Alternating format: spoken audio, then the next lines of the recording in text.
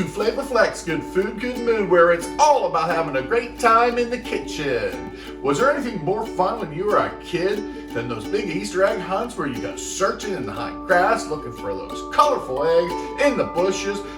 One thing that was better than that was when you were an adult and you were cutting that grass and trimming those bushes, you'd find one of those leftover eggs and you crack that open looking to see what you find inside. And nothing would be better if there was a $5 bill, except if there was a Snickers bar inside. And the one thing that I loved digging colorful eggs out of more than the high grass was this Italian Easter bread. The ones with the colorful eggs inside, you gotta dig that egg out to get that last bit of bread. This bread is so soft, little bit sweet, but so delicious. Nothing brings me back more than Easter egg hunts and Italian Easter bread. Are you ready to bake? Let's go! We're gonna heat up a 1.25 cups of milk with a 1/2 cup or a stick of unsalted butter on the stove or in the microwave until the butter's melted, and you don't want it to get too hot. You want it to be between 110 and 120 degrees, just lukewarm, and we'll get the yeast and the sugar in. Now that we've reached a temperature of about 110, 115 degrees, we're gonna add 2 1/4 teaspoons or 1 packet of active dry yeast and a 1/2 cup of sugar. And you're gonna just get that whisked in like that. Get that yeast activated. And we're gonna set that aside for, give it about 10 minutes or so. And you should start to see some bubbles forming. And actually we're already starting to see some happening. In your mixing bowl, stand mixer with your paddle wheel attached. You have 3 cups of all-purpose flour. I have another cup of all-purpose flour on the side that we'll add in as needed as it's mixing to get the right consistency. In a bowl with 2 eggs, we're gonna add in 1 teaspoon of vanilla.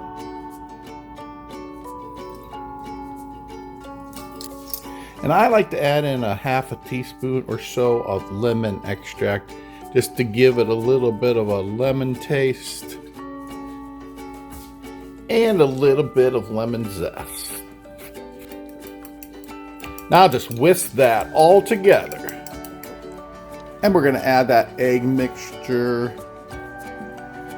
and our yeast milk mixture. Check out that bubbling and foaming action into the flour. And we're gonna get that paddle wheel turning, add flour in as needed to get a nice, smooth, elastic dough. Add more flour.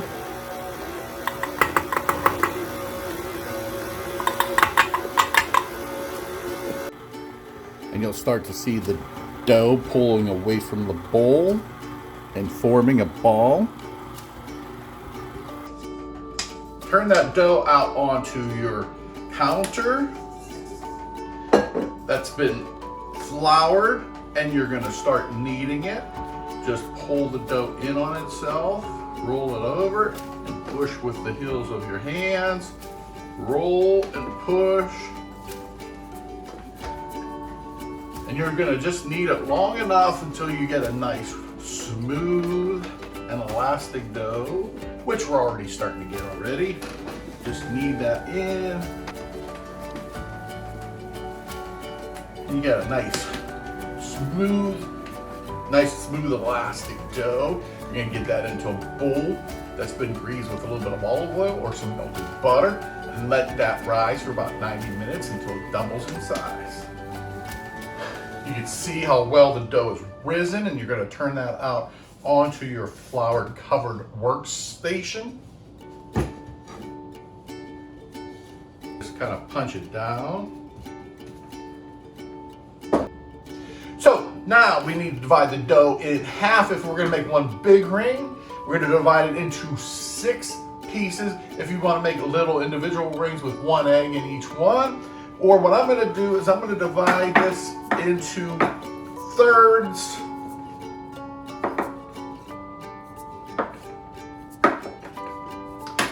And then once you divide it into thirds, set those to the side. Now this one, we're gonna divide in half, and we're gonna take one of those halves and roll it out, to about a 2-inch, 1.5 foot long rope of dough. Same thing on this one. Now let's bring in our parchment lined baking pan. And we're gonna take one there and one there. And we're just gonna twist it.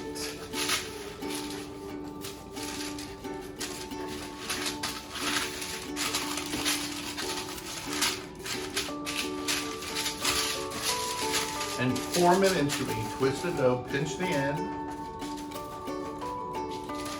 Previously, I dyed some nice looking eggs. You want to dye them raw because they're going to cook into the bread. So we're going to take one of those, carefully take one of those. I have done this where I've broken the egg, putting it into the dough, and had a mess. And you're just going to separate one of the seams and set that egg in there like that.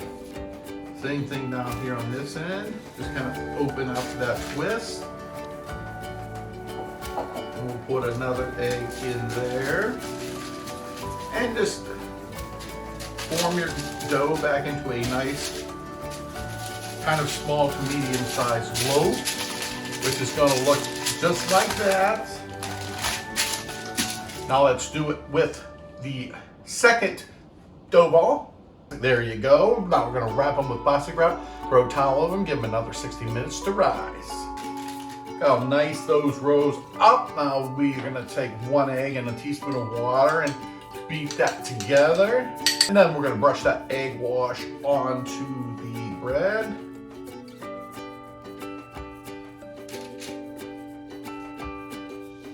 Now we're going to bake that in a 350-degree oven for about 20-25 minutes until golden brown. Keep your eye on it.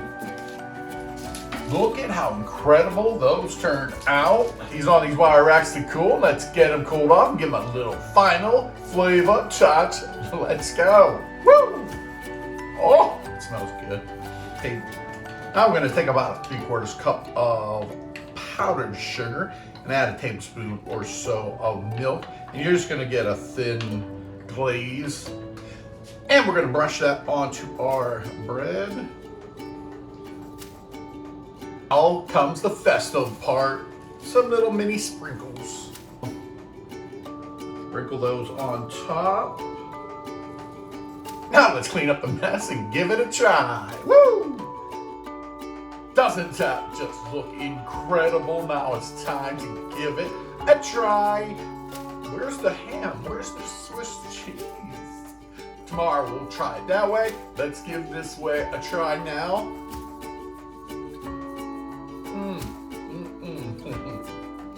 Wow. I'm immediately transported back to when I was a kid. Easter egg hunts, chocolate in baskets, and going to church and realizing that he has risen. Here's to good food, good mood, good family, and good friends. Woo!